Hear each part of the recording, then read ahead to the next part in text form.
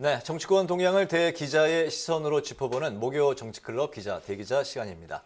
최병묵 전 TV조선 해설위원, 성환용 한겨레 신문 선임 기자 두 분과 함께하겠습니다. 어서 오십시오. 네, 안녕하세요. 반갑습니다. 네, 오늘의 주제는 성환용 기자께서 발제해 오셨죠? 요새 정치 뉴스가 굉장히 다양하죠. 그래서 궁금증을 풀어보도록 탄핵, 전당대회, 대장동, 물음표 전국 이런 제목으로 한번 얘기를 해보겠습니다. 네.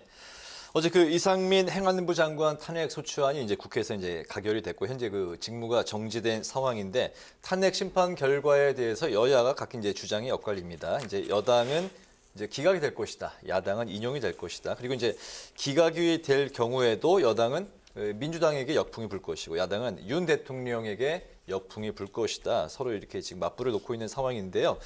그 여야의 정치적 득실, 탄핵과 관련해서 현재 득실을 따진다면 좀 어떻게 전망이 될까요? 글쎄요, 뭐 여야는 이런 문제에 관해서 늘 뭐 의견 일치를 본 적은 없죠. 그러니까 저는 제가 보기에는 뭐 정파적 주장 뭐 이런 거라고 보고요. 근데 이제 법조계의 일반적인 견해는 이 탄핵 소추안은 헌재에서 기각될 가능성이 대단히 높다. 이렇게 다수가 그렇게 네. 전망을 하고 있는 건 사실입니다. 왜냐하면 헌법이나 법률을 위반했느냐 여부거든요. 또 위반은 정도가 중대해야 되기 때문에 지금 현재 이상민 장관에 대해서 그걸 중대하게 법률 위반을 했다고 볼 여지는 저는 뭐 제 개인적인 견해입니다만은 그런 건 없습니다. 그래서 저희가 취재해본 다수의 변호사들도 압도적 다수가 아마 기각이 될 것이다 이렇게 그 예상을 하는데 저는 그렇다고 할지라도 국민의힘에서 주장하듯이 뭐 엄청난 역풍이 불 것이다 저는 뭐 그렇게까지는 생각하지 않습니다. 네. 왜 그러냐면 뭐 이게 그 정치적 판단이 아니거든요. 정치적 판단이 약간 가미는 돼 있지만 기본적으로 탄핵 소추안은 법률적 판단입니다. 그렇기 때문에 법률적으로 문제가 안 되면 기각하는 거죠, 헌재가. 그러니까 그게 뭐 그렇게 엄청난 뭐 역풍이 불 것 같지는 않고요. 그다음에 만약에 뭐 굉장히 늦은 시간에 결론이 나지 않는다면 네. 사실 내년 총선까지는 시간이 많이 남아 있습니다. 그래서 그 역풍도 그냥 일시적인 정도에 그칠 것이다 이렇게 예상을 합니다. 덧붙여서 뭐 이렇게 좀 언제쯤 결론이 나올 것이다 좀 예상하는 글쎄 시기가 뭐 노무현 있으실까요? 대통령의 경우에 뭐 한 두 달, 예. 박근혜 전 대통령의 경우에는 한 석 달. 예. 물론 임성근 전 부장판사는 한 10달 정도 걸렸거든요. 9개월 정도 걸렸어요. 네. 그러니까 뭐 섣불리 예측할 수는 없죠. 180일이라는 게 뭐 절대적인 기준이 아닙니다. 그러나 뭐 이런 경우에는 대개 뭐 두세 달 저는 이렇게 예상을 합니다. 근데 이제 예상이 3월에 그만두는 헌재 재판관이 한 분이 있고 네, 이선희 재판관. 4월에 또 그만두는 이석태 재판관이 재판관. 하나 있거든요. 네, 네. 그러니까 아마 4월에 그만두는 재판관이 그만두기 전, 그러니까 4월 중순쯤에는 대략 나지 않을까 이렇게 예상을 합니다. 뭐 빠르게 나올 것을 전망을 하고 계시네. 그 최 의원께서는 늘 이렇게 그 일관적으로 탄핵 사유가 될 만큼 법적인 책임이 있겠느냐라고 이제 말씀을 하셨습니다. 기각을 이제 예상하시는데 어떻게 보십니까? 글쎄요, 뭐 이건 헌법재판소에서 뭘 어떻게 할지 이걸 어떻게 알겠습니까? 옛날에 헌법재판소에서 결정할 때 일반 법률가들이 예측한 대로 나오지 않았어요. 무슨 행정수도 이전의 관습헌법 위반이다. 그래서 이제 우리나라를 발칵 뒤집히게 했는데 아무도 그렇게 예측을 못했고요. 그래서 이것도 이제 두고 봐야 됩니다. 그리고 이제 인용을 하려면 헌법재판관 9명 중에 6명이 찬성을 해야 되는데 네. 그 전에 이제 헌법재판관들 중에 그만두는 분들이 계실 경우 7명이 했는데 뭐 4대 3으로 다수 의견이 찬성을 해도 이게 인용이 안 됩니다. 그래서 그때 7명으로 하더라도 6명 이상이 그렇습니다. 찬성을 6명 해야 이상이 인용이 되는 찬성을 거죠. 해야 돼요. 뭐 거의 절대 정족수라고 보셔야 되는데 그래서 앞으로 좀 두고 봐야 됩니다. 근데 네. 헌법재판소에서도 그냥 9명 재판관이 있을 때 가급적 빨리 이 결론을 내려고 노력을 할 겁니다. 이게 묘하게 돼 있는데요. 일단 탄핵 소추가 되면 본인이 사표를 낼 수가 없게 돼 있어요. 임명권자가 사표를 수리할 수 없게 돼 있습니다. 네. 국회법에 그렇게 돼 있어요. 그래서 행정안전부 장관이 굉장히 중요한 장관이죠. 그래서 헌법재판소에 계신 재판관들도 굉장히 중요한 헌법기관이기 때문에 이게 우리 국민을 생각하면 이거 결론을 가부간에 빨리 내줘야 된다 이런 생각을 하실 겁니다. 또 제가 마침 헌법재판소 그 자문위원이에요. 그렇습니까? 그래서 좀 네. 부탁을 드릴게요. 좀 빨리 결론을 내달라고. 정치적 득실은 그렇게 따질 문제가 아닙니다. 저는 여야가 다 패배했다고 봅니다.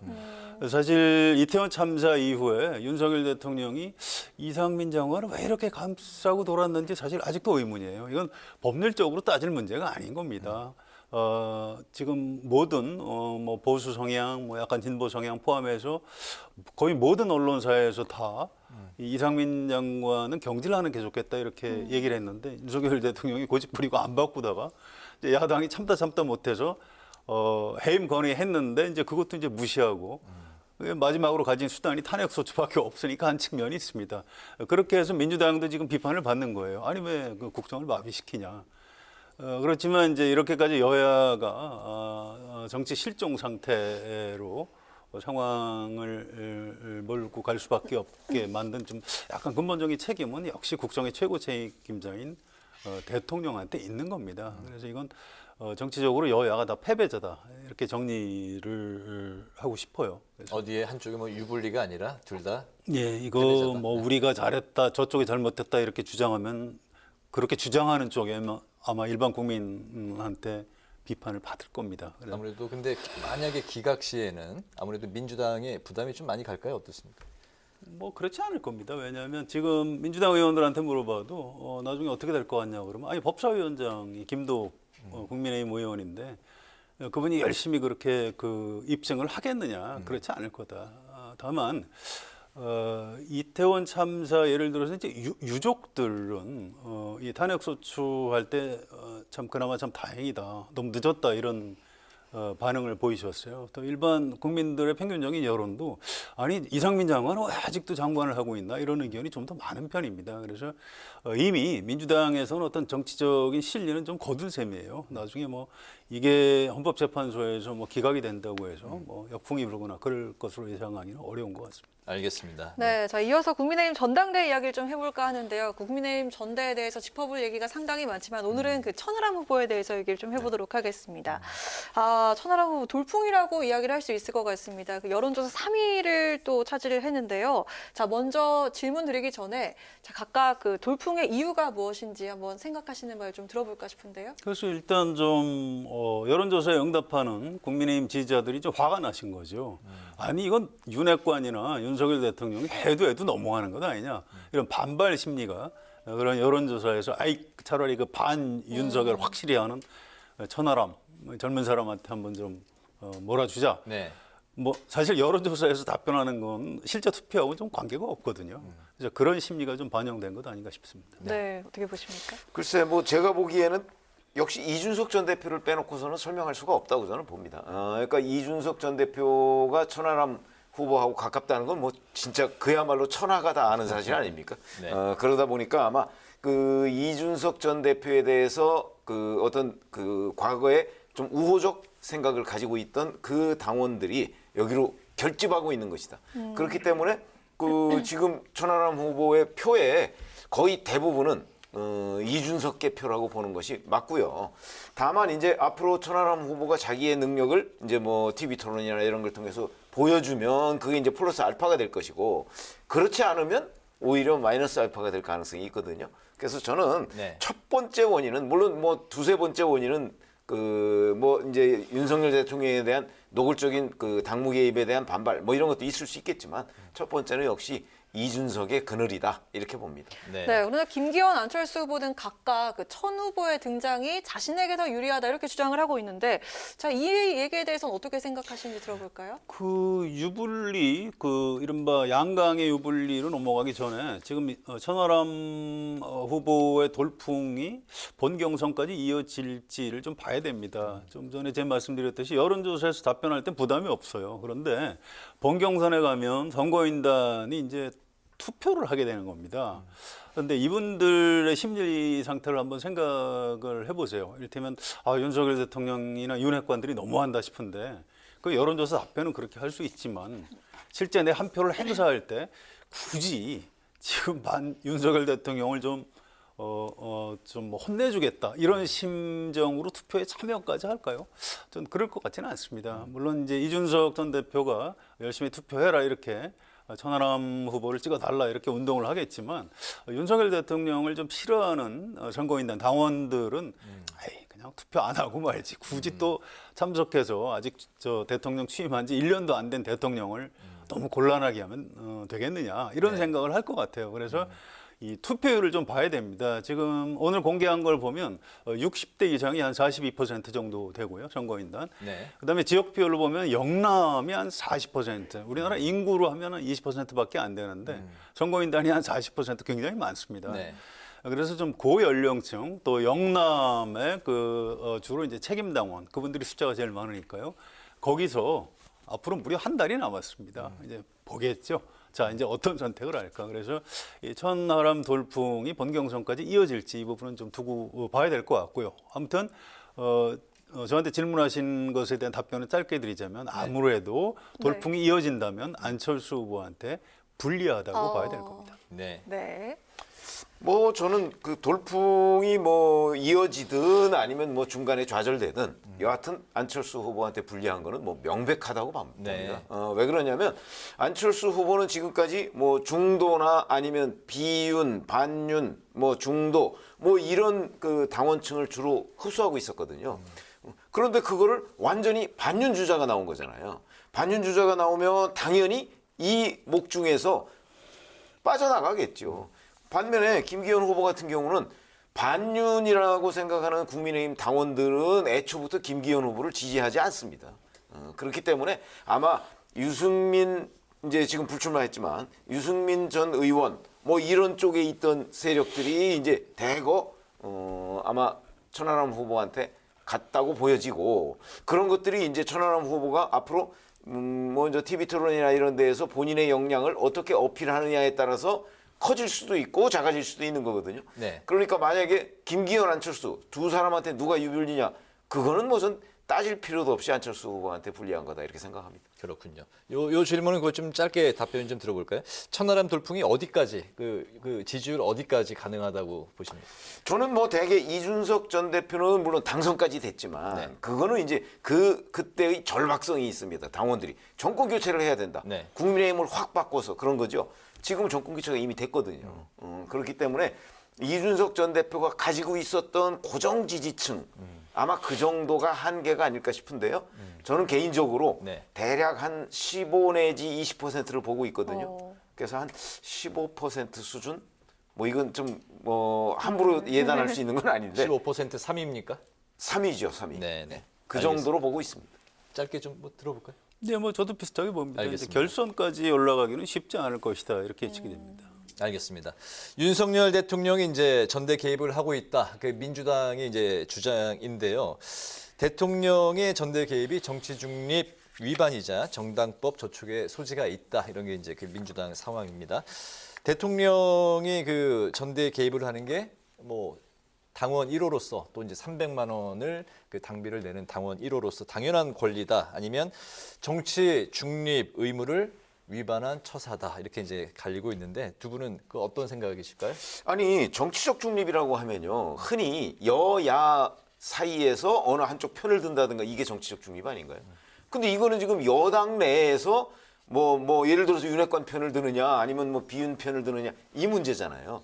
그래서 저는 헌법에서 규정하고 있는 공무원의 정치적 중립과는 별 관련이 없다. 이렇게 생각을 하고요. 여당 내에 그 이제 어느 쪽 편을 드느냐는 문제인데 근데 사실 편을 드는 거는 괜찮습니까? 아니 편을 드는 거는 저는 위법하지는 않다고 봅니다. 네네. 왜냐하면 대통령을 배출한 정당이잖아요. 다만 이런 것들, 그러니까 노골적인 경선 개입이라고 하는 것이 일반 국민들, 당원 말고 일반 국민들 눈에는 바람직해 보이지 않아요. 그런 점이 이제 지금 국민의힘으로서는 굉장히 부담이 되겠죠. 그런데 윤석열 대통령은 그런 부담에도 불구하고 김기현 의원을 당선시켜야 되겠다. 이 의지가 강한 걸로 저는 읽혀요. 네. 그러니까 그럴 경우에는 그 부담도 윤 대통령이 오롯이 져야 되는 거죠. 네.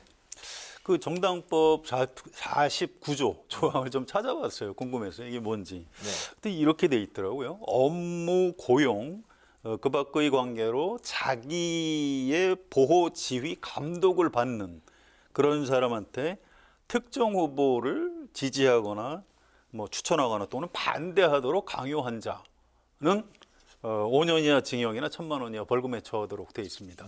자, 이게 뭐 어떤 장면이 떠오르세요? 쉽게 얘기해서 뭐 회사의 오너나 이런 사람이 당 경선에 개입하기 위해서 자기 그 직원들을 동원해서 경선에 개입하지 못하도록 이렇게 만든 조항입니다. 그래서 이거를 대통령한테 적용하기는 좀 무리가 있어요. 그래서 민주당에서도 처음엔 고발 검토한다고 했다가 아니 위법한지 아닌지 검토를 해보겠다는 거다라고 오늘 좀 한 발을 물러섰습니다. 그래서 이건 법률적인 문제는 아닌 것 같고요. 네. 좀 최 의원 말씀대로 이건 이 정치적인 문제입니다. 무슨 1호 당원이고 당비를 300만 원씩 내기 때문에 얘기 좀 해도 된다. 그 당비 액수 가지고 무슨 발언권 크기를 얘기를 하는 건 굉장히 좀 우스운 얘기예요. 네. 그러니까 이준석 전 대표도 아니 나도 그 전에 한 200만 원씩 냈다 이런 얘기 했습니다. 이 정치를 약간 그 희화화시키는 측면이 있습니다. 대통령실 해명 매우 부적절하다고 생각이 되고요. 그다음에 이 문제에 대해서 윤석열 대통령이 국민의힘 당내 경선에 개입하는 것에 대해서 뭐 별 문제 없다고 하는 언론사 아무데도 없습니다. 모든 언론이 이거 지나치다. 이런 장면은 2000년 21세기 들어서 본 적이 없다. 이런 식으로 아주 비판적입니다. 그래서 이런 부분에 대해서 윤석열 대통령이 좀 성찰을 해주셨으면 좋겠고요. 2016년인가요? 진박 감별사 박근혜 대통령 때 네. 총선에 매우 세게 개입했다가 일당을 넘겨줬습니다. 그리고 탄핵 당했고 정권 자체가 넘어갔죠. 이렇게 엄청난 반면교사가 있는데 바로 자기 정당에서 그런 역사가 최근에 있었는데 윤석열 대통령이 그걸 모르지 않을 텐데 왜 지금 이렇게 무리를 하는지 좀 도저히 좀 이해를 할 수가 없습니다. 네. 네. 자, 아들 그 퇴직금과 성과금조로 그 50억 원에 받은 혐의로 기소가 됐던 곽상도 전 의원에게 무죄가 선고가 됐는데요. 자, 그동안 그 검찰의 주장은 김용 정진상에게 받은 돈이 이재명 대표에게 흘러 들어갔다. 이거 아니었습니까? 자, 이렇게 무죄가 선고가 된 만큼 앞으로 이 재판 결과가 이재명 대표 수사에 어떤 영향을 미치게 될지 전망을 좀 해주시겠습니까? 아무튼 이재명 대표가 기소가 돼도 다른 재판부에서 재판을 하는 거니까요. 뭐 직접 적인 영향을 주지는 않을 겁니다. 다만 두 가지 지적하고 싶어요. 이게 법원의 판단은 법률적으로는 타당할 수 있어요. 아니 아들하고 아버지하고 경제적으로 독립해 있는데 그건 아버지가 뇌물 받은 것 아니다. 법률적으로는 그럴 수 있어요. 네. 자, 일반 국민 상식에 맞습니까? 50억을? 그건 말이 안 되는 겁니다. 그래서 이건 법원에서 뭔가 좀 판단을 잘못한 것 같아요. 뭐 이래가지고 일반 국민이 법원의 판단을 신뢰할 수 있겠습니까? 또 한 가지, 두 번째는 아무래도 이게 검찰의 뭔가 수사가 부실한 것 아니냐, 원인이 거기에 있는 것 아니냐, 이런 의심의 눈길을 일반 국민들이 보내기 시작했어요. 이 대장동 게이트는 사실은 처음에 법조 게이트가 본질이었고요. 이재명 대표 전 성남시장의 배임 이건 좀 약간 부차적인 문제였는데 지금 검찰이 수사를 막 하기 시작하면서 본말이 바뀌었어요. 이게 이제 이재명 게이트로 해서 그 측근들이 뇌물 받은 것, 또 이재명 전 성남시장의 배임, 이게 이제 주요한 쟁점이 되고, 법조 게이트는 이제 흐지부지 지금 그렇지 않아도 없어졌는데 지금 유일하게 기소된 사람이 무죄가 나왔습니다. 이거 검찰이 설명을 해야 돼요. 이 대장동 문제가 윤석열 정부 또 검찰에도 상당히 부담이 될 위험이 있습니다. 이거 항소하겠다고 했는데 좀 철저하게 제대로 항소를 해서 2심에서 유죄를 받아내지 않으면 현 정권하고 검찰이 매우 곤란해질 것으로 예상이 됩니다. 법원의 그 판단문 중에는 그 독립적인 생계다 이 부분이 좀 눈에 띄더라고요. 그렇죠. 곽상도 전 의원의 아들은 결혼을 했어요. 네. 결혼을 해서 완전히 독립적인 생계를 유지하고 있기 때문에 이제 아들이 받은 거를 아버지가 받았다고 얘기하기 어렵고, 반면에 조국 전 장관의 딸의 경우에는 성인이긴 하지만 네. 결혼을 안 했어요. 그러니까 등록금 생활비를 조국 전 장관이 주잖아요. 그렇기 때문에 그거는 독립적인 생계가 아니다. 이렇게 봐서 이제 엇갈렸다 이렇게 얘기를 하는데, 네. 글쎄요, 이 이제 본질 문제가 어디에 있냐면 정영학 녹취록이라는 거의 효용성을 인정했느냐 증거로서 이제 이런 거거든요. 근데 정영학 녹취록은 굉장히 많습니다. 그 중에 상당 부분은 사실인 경우도 있고 지금 이 경우처럼 사실이 아닌 경우도 있어요. 그거는 결국은 수사를 어떻게 했느냐에 달려 있는 건데, 자, 지금 민주당에서 이게 그럼 수사가 잘못된 것 아니냐라고 얘기할 계제는 아닌 것 같아요. 왜냐하면 이게 문재인 정부 때 기소한 거거든요. 그렇기 때문에 그러면 문재인 정부 때의 서울중앙지검이 잘못한 거죠. 그렇기 때문에 윤석열 정부 검찰은 어찌 보면 큰 부담이 없어요. 뭐 검찰 탓을 하더라도 그렇기 때문에 정영학 녹취록에 대한 부정 글쎄 저는 뭐 그게 어떻게 그 주변 정황을 잘 수사해서 뒷받침하느냐에 따라서 네. 또 다른 재판부이기도 하고 그러니까 충분히 그 이재명 대표의 유죄를 입증 가능하다 이렇게 보거든요. 그러니까 이거와 이재명 대표 수사 또는 재판과는 별 관련이 없다 저는 이렇게 생각합니다. 이거는요. 근데 여야의 문제로 보시면 안 되고요. 이 곽상도 의원은 청와대 민정수석을 했고 검사 출신입니다. 그러니까 이게 사실은 문재인 정부 검찰 따로 있고 윤석열 정부 검찰 따로 있는 거는 아니에요. 결국 검사들이 검찰 선배를 봐주려고 부실 수사한 것 아니냐.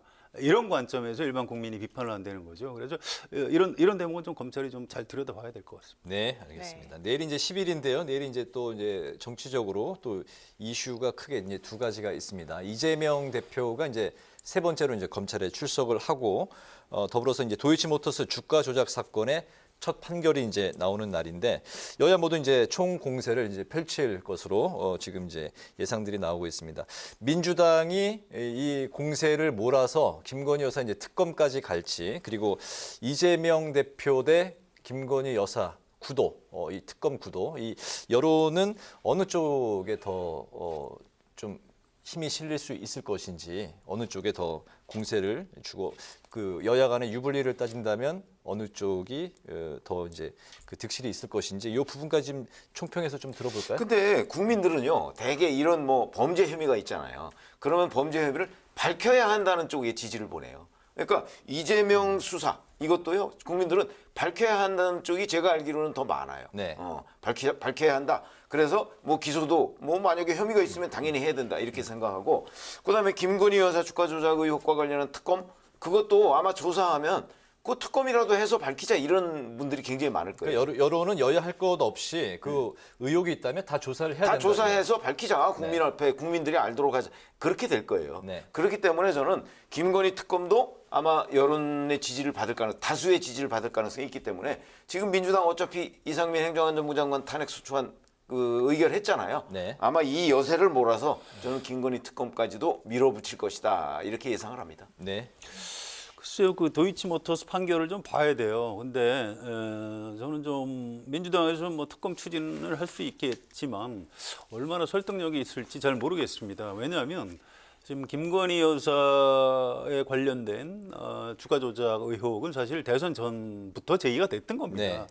문제는 새로운 의혹이 얼마나 나왔느냐 이런 건데 이제 민주당에서는 재판 과정에서 검사가 새로운 의혹을 오히려 밝혔다. 그러니까 특검을 해야 된다 이런 얘기인데 일반 국민한테는 아직 거기까지 와 닿지는 않아요. 그래서 내일 1심 판결에서 정말 어떤 새로운 김건희 여사 관련한 의혹이 새로 밝혀지는 게 있다면 민주당이 특검 추진하는데 좀 탄력을 받을 것 같고요. 그렇지 않다면은 특검 추진을 해도 별로 민주당이 호응을 받기 어려울 것 같습니다. 또 이 이재명 대표의 이제 그 검찰 소환과 관련해서 민주당이 지난번에 주말에 장외 집회했죠. 네. 거기 이제 나갔던 분들한테 좀 물어봤어요. 분위기 어떻더냐 그랬더니 예상보다 인원이 너무 적어서 당에서 이렇게 좀 동원까지 했는데 좀 실망스러웠다 이런 얘기고요. 그다음에 이제 당원들의 지금 심리 상태는 이렇다고 합니다. 지금 검찰이 너무하는 것 같아서 이재명 대표를 위해서 한 번쯤은 뭐 서울시에 나가서 좀 힘을 모아줄 필요가 이제 있다 이렇게 생각은 하는데. 이게 우리가 서울시내 광화문이나 서울역 집회 나가서 이렇게 성공을 한 과거의 집회가 있습니다. 그거하고 좀 차이가 있어요. 이명박 대통령 때 무슨 미국산 쇠고기 수입 때 나라가 뒤집어졌죠. 촛불 집회 있었고요. 네. 촛불 집회가 그때 왜 이렇게 크게 벌어졌을까요? 이건 일반 국민, 나의 건강, 국민의 그 어떤 생명을 위협할 수도 있다. 이것 때문에 화가 난 거고요. 자, 최순실 국정농단 때는 박근혜 대통령을 우리가 뽑았는데 엉뚱한 사람이 배후 조종을 해? 이럴 수가 있어? 그래서 이제 화가 나서 나간 겁니다.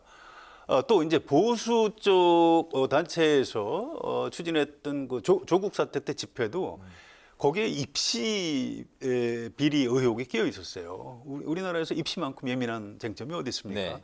그래서 이제 일반 국민들도 참여를 많이 했던 건데요. 지금 민주당에서 얘기하는 이제 검찰 독재, 검사들의 나라 이게 이재명 대표가 좀 안 됐다 이 지점까지는 와 있는데 사실 일반 국민들이 평생 살면서 검사 만나기 어렵거든요. 일반 국민한테 아직 와닿는 이슈는 아닙니다. 그래서 모르겠어요. 좀 더 이제 민주당에서 이재명 대표는 진짜 억울하다 이런 것들을 좀 더 이렇게 입증을 해내면은 불이 붙을 수도 있지만 아직은 동력이 약한 것 같고요. 그래서 민주당에서 앞으로 장애 집회를 추가로 더 할 가능성은 별로 높지 않아 보입니다. 아, 네. 네, 자 이제 정리하도록 하겠습니다. 오늘 한 줄 논평은 최 의원님부터 네, 들어볼까요? 조금 전에 저희가 말씀을 드렸듯이 사실 윤석열 대통령이 1호 당원으로서 이제 뭐 역할, 뭐 목소리를 내서 당무에 개입을 하잖아요. 네. 전당대회에. 네.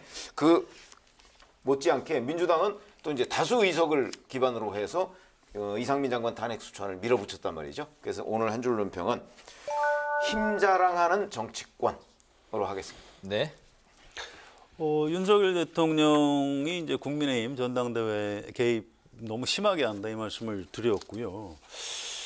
그런데 안철수 후보에 대해서 무슨 뭐 신용복 교수를 훌륭하다고 했는데 그렇게 이념하고 정체성이 이상한 사람이면 뭐 후보 단일화를 안 했을 거다 이런 얘기까지 대통령실 핵심 관계자들 발로 흘러나옵니다. 아니 이게 정치가 아무리 비정해도 그렇지 이건 너무하는 것 같아요. 후보 단일화까지 하는 사람한테 색깔론 제기하는 거 이거 잘못된 겁니다. 김기현 대표 시키려고 좀 무리를 하는 것 같은데 제발 그러시면 안 된다 이런 취지로 제 오늘 한 줄 논평은 전당대회냐 지명대회냐라고 하겠습니다. 알겠습니다. 오늘 목요 정치클럽 기자 대기자 이제 마칠 시간이 됐습니다. 오늘도 성환용 한겨레 신문 선임 기자 그리고 최병묵 전 TV조선 해설위원 두 분과 관련 이슈를 살펴봤습니다. 말씀 잘 들었습니다. 네, 감사합니다. 고맙습니다.